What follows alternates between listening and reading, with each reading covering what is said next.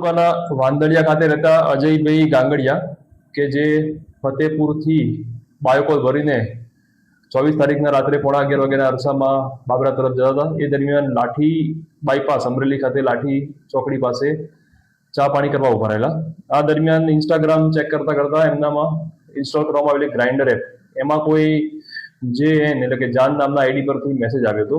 એટલે એ ક્લિક થઈ જતા એમનો નંબર શેર થઈ ગયો હતો.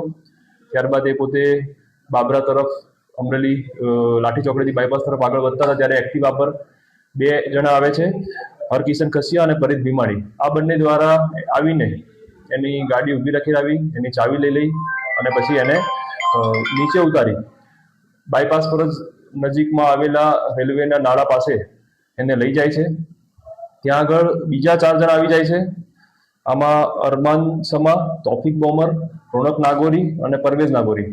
આ 6 જણા ભેગા થઈને છરી દેખાડી એના કપડાં ઉતારી અને એનો એક વિડીયો બનાવી લેવામાં આવે છે અને પછી એને ધમકાવવામાં આવે છે કે તાત્કાલિક પૈસા આટલા આપ નહીંતર આનો વાયરલ કરજો.